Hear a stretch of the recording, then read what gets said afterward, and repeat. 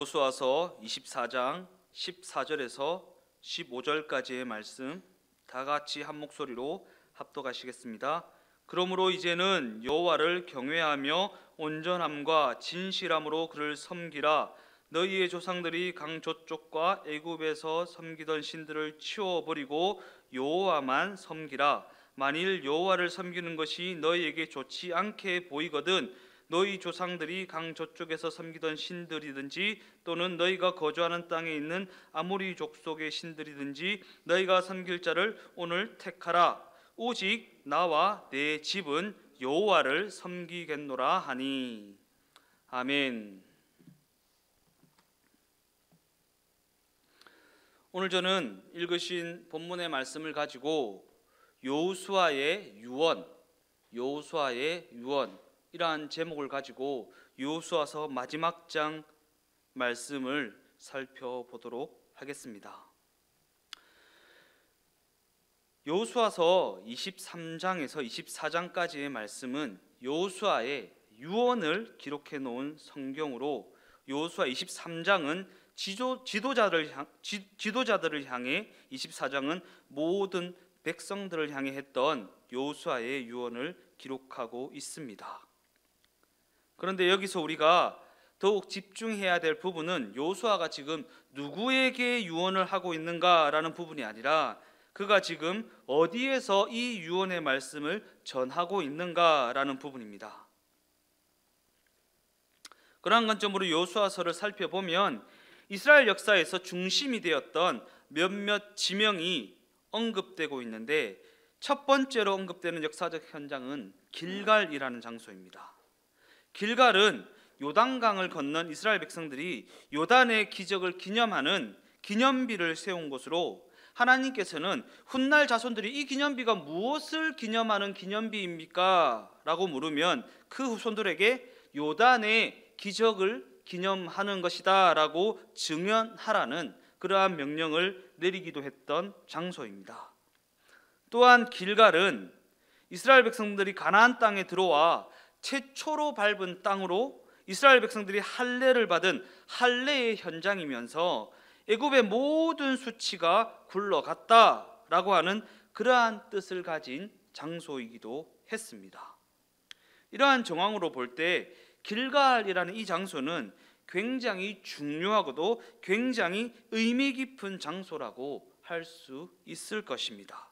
그러기에 여호수아가 죽기 직전에 유언의 메시지를 남기기에 이만한 장소도 없었을 것입니다. 그런데 그럼에도 불구하고 여호수아는 유언의 메시지를 남길 장소로 길갈을 선택하지 않았다라는 사실입니다. 역사적으로 볼 때 그러한 길갈보다 더욱 의미 있는 장소가 있다면 다음으로 언급되는 실로라는 장소일 것입니다. 왜냐하면 실로라고 하는 이 장소는 이스라엘 백성들이 가나안 땅에 입성해서 정착하기 시작했을 때 수도와 같은 역할을 했던 장소로 그곳에는 회막이라는 예배 초소가 세워져 있었고 하나님의 임재를 상징하는 법궤가 그 회막 가운데 모셔져 있었기 때문입니다. 때문에 어떠한 의미에서는 이스라엘 백성들에게 있어서 실로라고 하는 이 장소는 길갈이라는 장소보다 더욱 중요한 의미를 지닌 그러한 장소라고도 할 수 있을 것입니다. 그러나 그럼에도 불구하고 여호수아는 유언의 메시지를 남기기 위해 길갈도 아니고 실로도 아닌 세겜이라는 장소를 택하여 선포하였다라는 사실입니다. 본문 24장 1절 말씀입니다. 여호수아가 이스라엘 모든 지파를 세겜에 모으고 이스라엘 장로들과 그들의 수령들과 재판장들과 관리들을 부르매 그들이 하나님 앞에 나와 선지라. 이 상황을 예를 들어서 설명하면 이는 자신의 마지막 고별 설교를 본당에서 하는 것이 아니라 교육관과 같은 부석 성전에서 하는 상황이라고 할 수 있을 것입니다. 왜냐하면 세겜이라는 이 장소는 실로나 길갈에 비하면 큰 의미를 가졌다고 볼 수 없는 그러한 장소였기 때문입니다. 그렇다면 왜 여호수아는 자신의 유언을 남길 장소로 실로나 길갈과 같은 유력한 장소를 택하지 않고 세겜이라고 하는 장소를 택했던 것일까? 본문 32절 말씀입니다. 또 이스라엘 자손이 애굽에서 가져온 요셉의 뼈를 세겜에 장사하였으니 이곳은 야곱이 백크시타를 주고 세겜의 아버지 하몰의 자손들에게서 산 밭이라. 그것이 요셉 자손의 기업이 되었더라.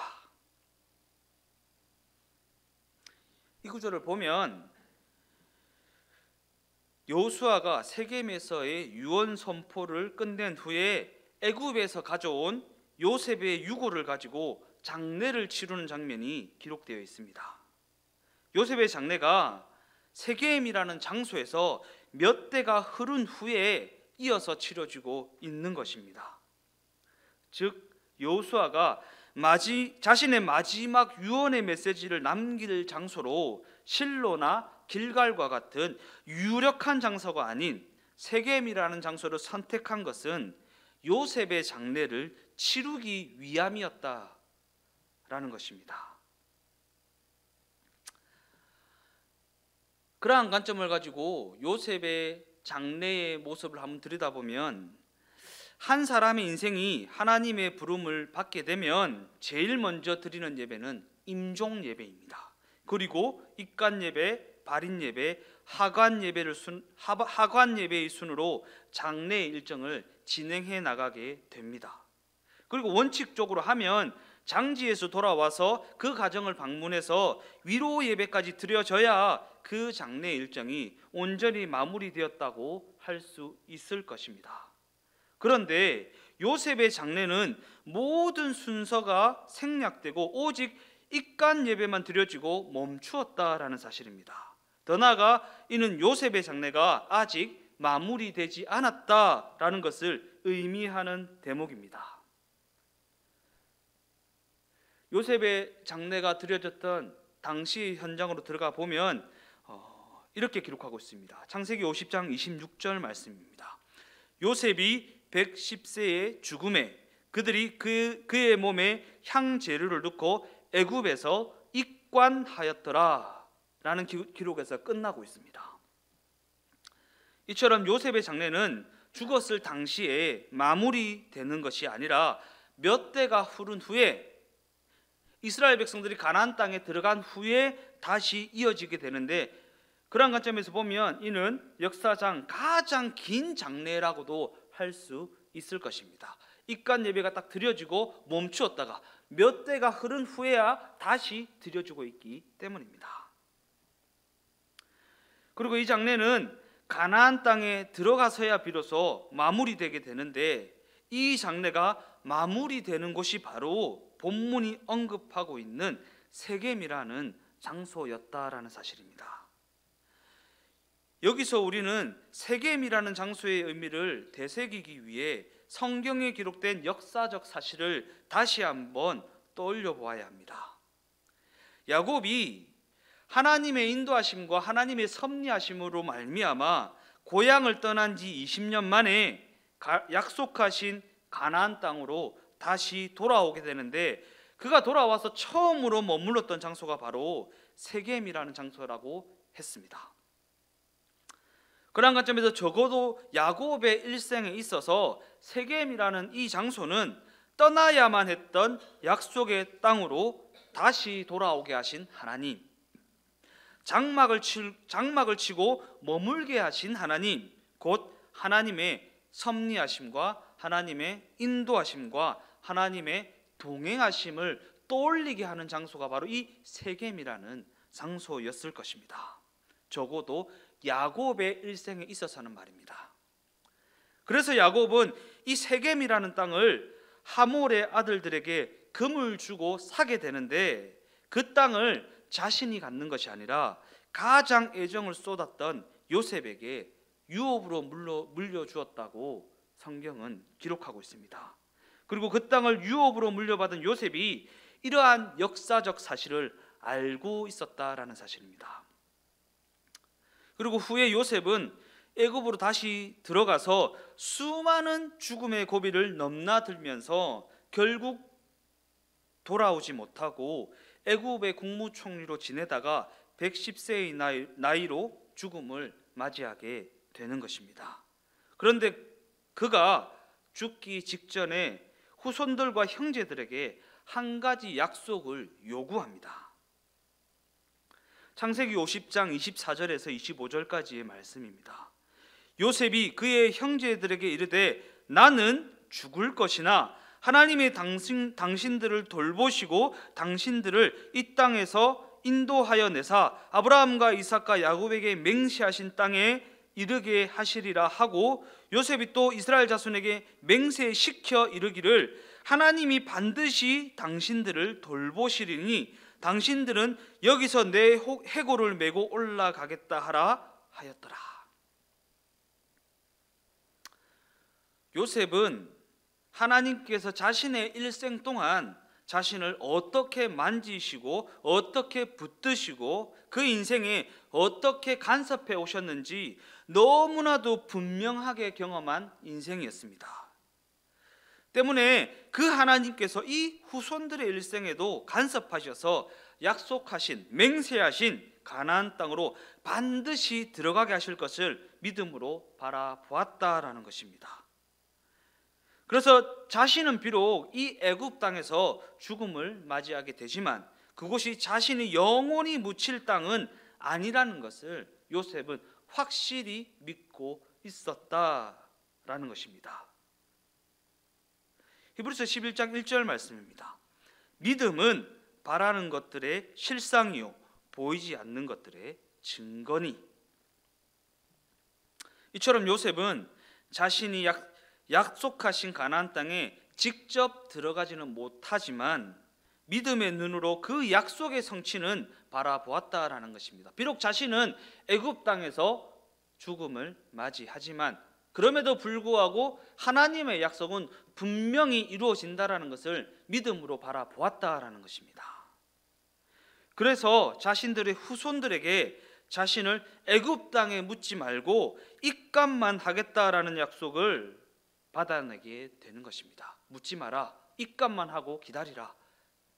결국에는 그 약속의 땅으로 들어가게 될 것이다 라는 믿음의 약속을 받아내게 되는 것입니다. 그리고 이 때문에 요셉의 장래는 요셉이 죽은 후에 몇 대의 세월이 흐르고야 나서 비로소 세겜이라 이름하는 땅에서 마무리되게 되는 것입니다. 그렇다면 여호수아는 이러한 역사적 이야기를 담고 있는 세겜 땅에서 선포하는 유언의 메시지를 통해 어떠한 말씀을 전하고자 했던 것인가? 여호수아는 자신의 죽을 날이 가까워진 지금 모든 백성을 세겜이라는 장소에 불러 모아놓고 요셉의 유고를 가지고 장례를 치릅니다. 그리고 그가 이 장례 예식을 거행함으로 말미암아 전하고자 했던 메시지는 바로 이것입니다. 우리가 여기까지 와서 이 땅을 정복하고 살게 된 것은 우리의 실력이나 우리의 능력이나 우리의 지혜라는 우리의 어떠함 때문이 아니라 하나님의 언약이 성취된 것이고 하나님의 뜻과 계획하심이 완성된 것이고 하나님의 약속이 이루어진 것이다. 하나님이 언약하셨기 때문에, 약속하셨기 때문에 이 일이 나에게 임하게 된 것이지, 이 일이 임하게 된 것이 내 실력이나 내 능력이나 내 선택으로 말미암은 것이 아니다라는 것을 전하고자 했다라는 것입니다. 여호수아는 자신의 호흡이 다하기 전에, 자신이 죽기 전에 이러한 메시지를 모든 백성들에게 뼈에 사무치도록 각인시키고 싶어 했다라는 것입니다. 그렇다면 여호수아가 그의 유언의 메시지를 통해 구체적으로 어떠한 메시지를 남기고 있는지 조금 더 자세히 살펴보도록 하겠습니다. 여호수아서 24장 2절 말씀입니다. 여호수아가 모든 백성에게 이르되 이스라엘의 하나님 여호와께서 이같이 말씀하시기를 옛적에 너희 조상들 곧 아브라함의 아버지 나홀의 아버지 데라가 강 저쪽에 거주하여 다른 신들을 섬겼으나. 이 말씀을 조금 쉽게 말씀드리면 너희를 포함한 너희 조상들은 이방인이었고 다른 신들을 섬기던 우상 숭배자들이었다 라는 말입니다. 더 나아가 이것은 바로 지금 가나안 땅을 차지하고 있고 하나님의 백성이라고 말하고 있는 너희의 과거가 바로 이방인이자 다른 신들을 섬기던 우상 숭배자라는 것입니다. 그래서 에베소서 2장 3절 말씀은 이렇게 기록합니다. 전에는 우리도 다 그 가운데에서 우리 육체의 욕심을 따라 지내며 육체와 마음에 원하는 것을 하여 다른 이들과 같이 본질상 진노의 자녀이더니. 지금 요수아는 백성들로 하여금 이 사실을 잊지 않도록 그 심령 가운데 각인시키고 있는 것입니다.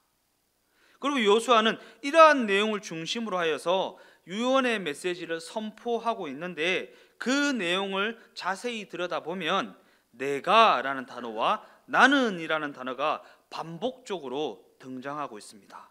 그런데 여기서 등장하는 내가와 나는이라는 단어는 요수아 자신을 일컫는 것이 아니라 하나님의 인도하심을 지칭하고 있다라는 사실입니다. 이 내가와 이 나는은 요수아 자신이 아니라 하나님이랍니다. 하나님께서 내가 이루었고 내가 역사하였고 내가 성취한 것이다 라는 얘기를 계속해서 반복적으로 하고 있다라는 것입니다. 즉 요수아는 죽기 직전에 남기는 그 유언의 메시지를 통해 하나님께서 그들의 삶에 어떻게 간섭해 오셨고 어떻게 인도해 오셨는지 반복적으로 언급하고 있는 것입니다. 여호수아서 24장 14절 말씀입니다. 그러므로 이제는 여호와를 경외하며 온전함과 진실함으로 그를 섬기라. 너희의 조상들이 간 저쪽과 애굽에서 섬기던 신들을 치워버리고 여호와만 섬기라. 그러면서 여호수아는 유언의 메시지를 통해 두 가지 요점을 전하고 있습니다. 첫 번째 요점은 그 모든 것을 하나님이 이루셨다라는 것이고, 두 번째 요점은 그러므로 너희는 하나님 여호와만을 섬기라라는 것입니다. 그러면서 여호수아는 백성들에게 결단을 촉구합니다. 본문 15절 말씀입니다. 만일 여호와를 섬기는 것이 너희에게 좋지 않게 보이거든 너희 조상들이 강 저쪽에서 섬기던 신들이든지 또는 너희가 거주하는 땅에 있는 아모리 족속의 신들이든지 너희가 섬길 자를 오늘 택하라. 오직 나와 내 집은 여호와를 섬기겠노라 하니. 여호수아의 유언 선포를 통해 이스라엘 백성들에게 결단의 순간이 다가오게 된 것입니다. 무엇을 결단하라고 촉구하고 있습니까? 그들의 조상들이 강 저쪽에서 섬기던 신들이든지 그들이 거주하고 있는 땅 곧 아모리 족속이 섬기는 신들이든지 아니면 여호와 하나님이든지 너희가 섬길 자를 지금 선택하라라는 촉구입니다. 그러면 너는 너에게 선택의 자유를 줄 테니 우상을 섬기든지 하나님을 섬기든지 너희 좋을 대로 선택하여 섬기라라는 그러한 말입니까? 결코 그렇지 않습니다. 왜냐하면 이 말씀을 영어로 번역하면 You have no choice가 되기 때문입니다. 너에게는 선택권이 없다라는 것입니다. 너희는 하나님만을 선택해야 한다라는 촉구를 반어법을 사용해서 하고 있는 것입니다. 우리도 이처럼 종종 강조점을 주기 위해서 반어법을 쓰는 경우가 많이 있지 않습니까? 예를 들어 설명하면 부장님이 부서원들을 데리고 중식당으로 가서 이렇게 얘기합니다. 원하는 대로 마음껏 시켜. 그러나 나는 짜장면. 지금 이 말이에요. 예. 마음대로 선택해서 섬겨. 그러나 나는 여호와를 섬길 거야 라는 것입니다.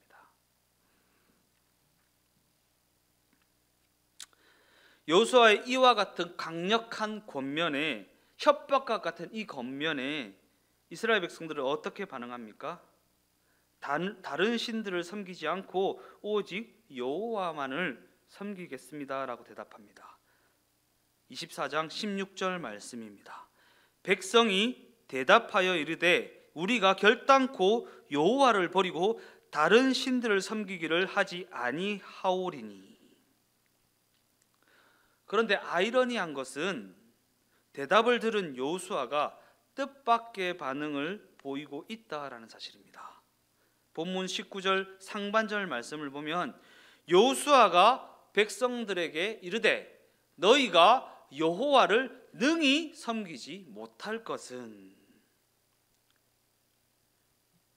이 말씀이 우리에게 주는 메시지가 무엇입니까?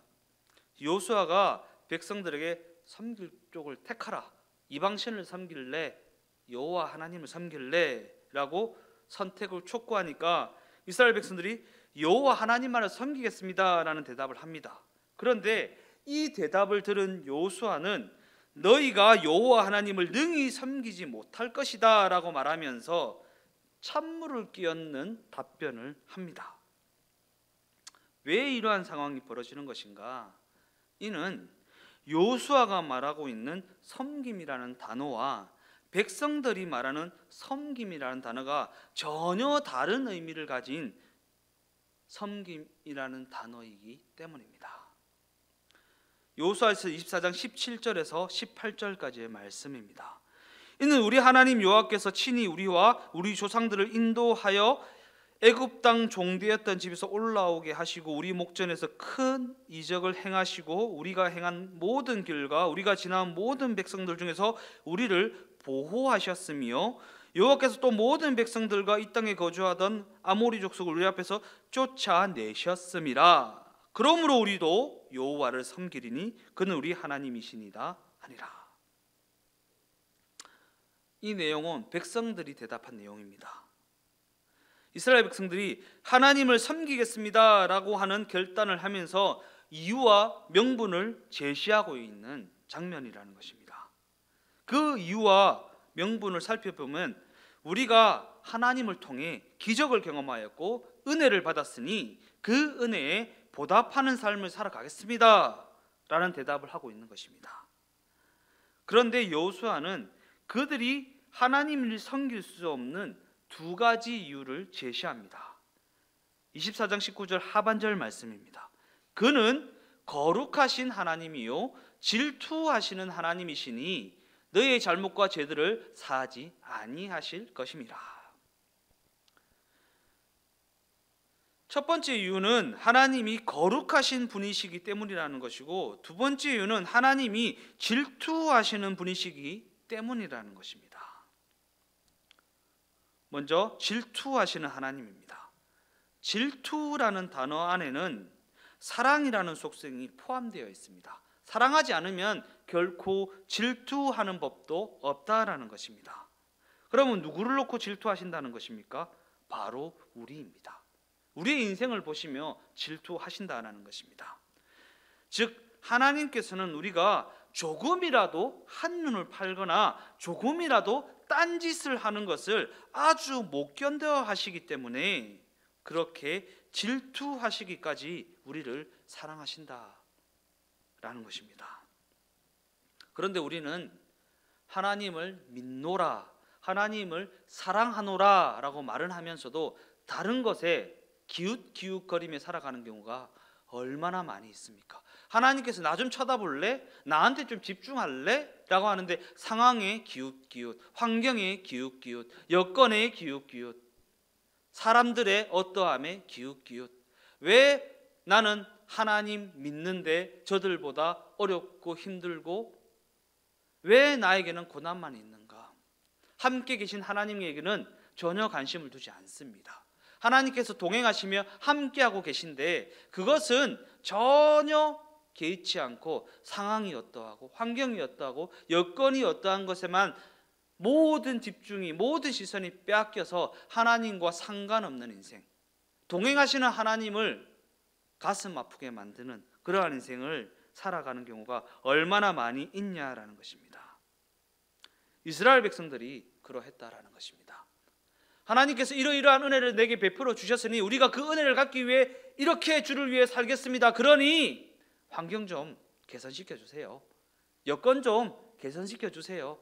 복 좀 주세요. 세상이 말하는 잘되고 형통한 그 복 좀 주세요.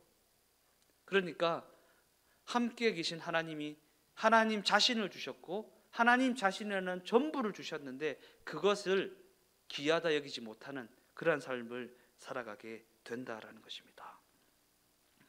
두 번째로 거룩하신 하나님입니다. 우리는 하나님께 받은 그 은혜와 사랑에 보답하며 살겠습니다라고 쉽게 말은 하지만 그럼에도 불구하고 우리에게는 그럴 수 있는 능력이 없다라는 사실입니다. 우리가 신앙생활을 계속해서 이어나가면서 깨닫게 되는 것은 우리 자신의 부족함입니다. 연약함입니다. 신앙생활을 해나가면 해나갈수록 더욱더 깨닫게 되는 사실은 무엇입니까? 우리에게는 하나님의 은혜에 보답할 수 있는 능력이나 실력이 없다라는 사실입니다. 계속해서 발견하게 되지 않습니까?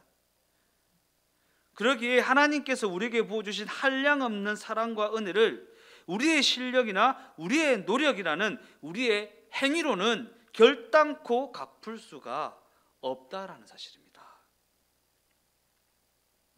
이는 오직 하나님만이 거룩하시기 때문이고 하나님만이 완전하시기 때문이고 오직 하나님만이 전능하시기 때문입니다. 더 나아가 성경 그 어디를 찾아봐도 그 사랑을 갚으며 살아라 라는 요구를 결단코 찾아볼 수가 없기 때문입니다.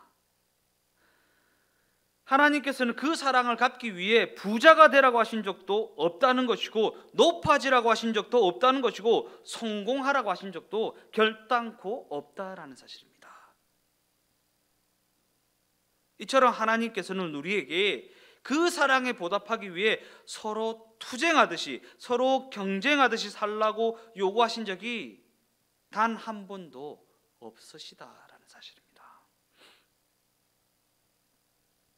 그런데 우리는 자꾸 그 사랑에 보답하겠다라는 명분을 내세워서 투쟁하듯이 경쟁하듯이 이 세상에서 부자가 되려고 하고 이 세상에서 높아지려고 하고 이 세상에서 성공하는 것에 모든 것을 집중하여서 그것에만 정신을 팔린 그러한 삶을 살아가고 있지는 않는지, 먹고 사는 문제에 아등바등하고 있지는 않은지, 좀 더 형편이 나아지기 위해서 모든 시간과 에너지를 투자하고 있지는 않는지.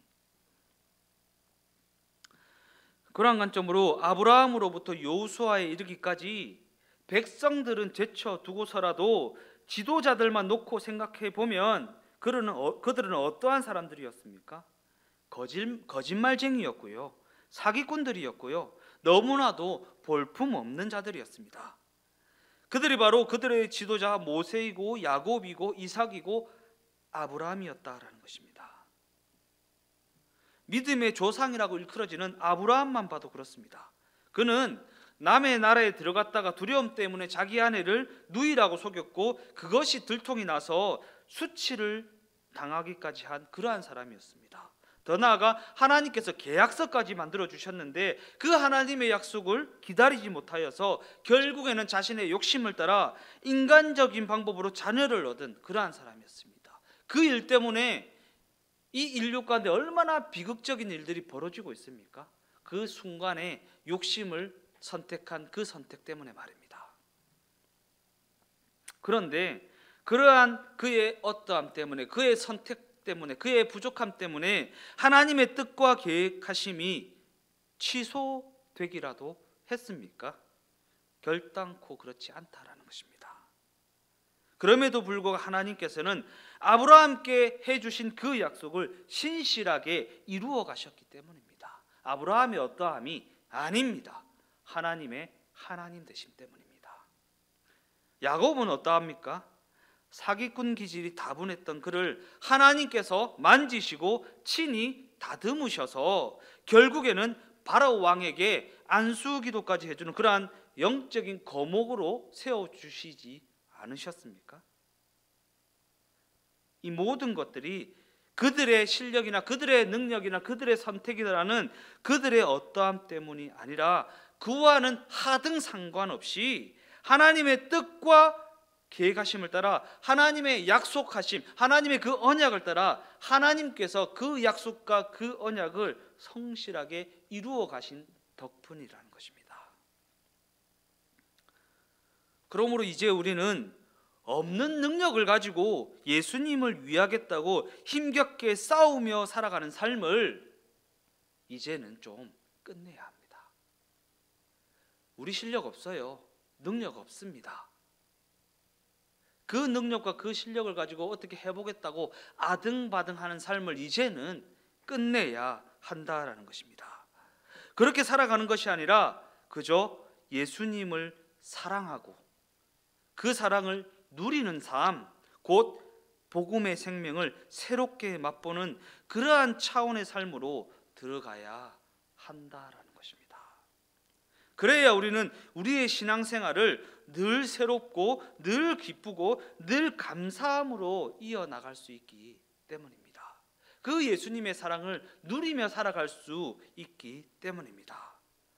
더 나아가 지금까지 삶의 모든 부분을 예수님께서 간섭하시고 주장하시고 주관해 주셨던 것처럼 앞으로의 모든 삶 또한 예수님께서 우리와 동행하셔서 인도해 주실 것을 믿는 믿음으로 말미암아 살아가야 한다라는 것입니다. 본문 25절 말씀입니다. 그날에 여호수아가 세겜에서 백성들과 더불어 언약을 맺고 그들을 위하여 율례와 법도를 제정하였더라. 결론적으로 여호수아는 세겜이라는 땅에서 요셉의 장례식을 거행하면서 백성들과 더불어 언약을 맺고 그들을 위하여 율례와 법도를 제정하게 됩니다.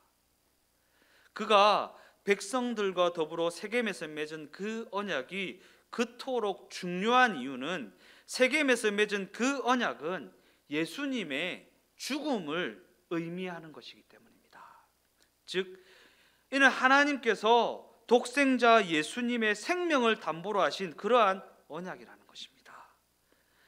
그렇다면 왜 하나님께서는 예수님의 생명을 담보로 하시기까지 우리에게 그러한 언약을 해 주시는 것인가? 우리의 능력과 우리의 실력과 우리의 의지로는 결단코 이 땅에서의 삶을 그의 백성으로서 살아낼 수 없기 때문입니다. 더 나아가 우리의 실력과 우리의 능력과 우리의 의지로는 그 어떤 싸움에서도 이길 수가 없기 때문입니다. 그러기에 하나님께서는 우리의 인생을 우리의 실력과 능력이라는 우리의 어떠함과는 아무런 상관없이 당신께서 약속하신 대로 당신께서 언약하신 대로 그 약속의 기준을 따라 인도해 가시겠다고 말씀하시는 것입니다. 그 말씀의 기준에 따라 다스려 나가시겠다고 약속해 주시는 것입니다.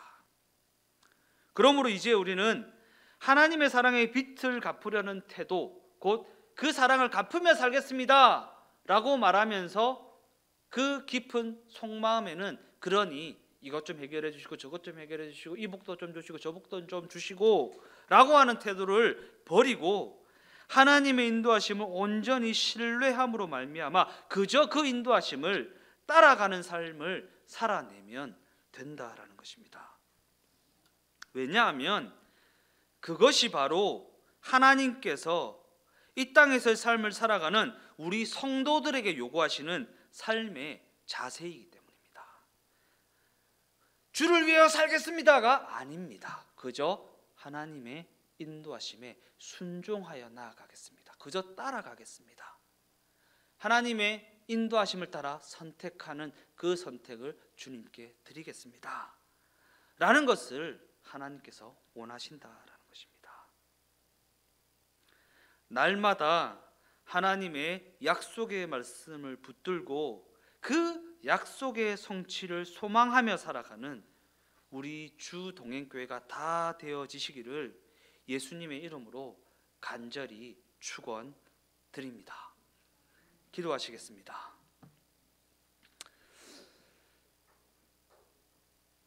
하나님 감사합니다. 오늘도 이렇게 저희들 주님 앞에 서게 하시고 주님 앞에 예배자로 서게 하시고 이 예배를 통하여서 말씀하여 주시고 그 심령 가운데 하나님의 말씀을 새기게 하시니 감사를 드립니다. 요수아가 죽기 직전에 그 백성들에게 남긴 그 메시지가 무엇입니까? 모든 것은 우리의 실력으로 말미암은 것이 아니라 우리의 선택으로 말미암은 것이 아니라 하나님의 약속으로 말미암은 것이다. 그러니 그 약속을 믿고 그 약속을 신뢰함으로 말미암아 그 약속하신 말씀의 기준에 따라 선택하고 결정하고 순종하여 나아가면 된다라는 것입니다. 이 유언의 메시지는 이스라엘 백성들에게만 해당되는 것이 아니라 우리에게도 해당되는 말씀이라는 것을 확실히 믿습니다. 그 말씀의 기준에 내 삶을 비추어 보고 그 말씀의 기준에 우리의 삶을 맞추어 나가는 하나님의 다스림을 받는 하나님의 백성으로 삶이 다 될 수 있도록 인도하시고 함께하시고 상황과 환경과 여건이 어떠하든지 그럼에도 불구하고 그 말씀을 믿는 믿음으로 말미암아 살아가는 의인이 되게 하여 주시옵소서. 오직 의인은 믿음으로 말미암아 살리라.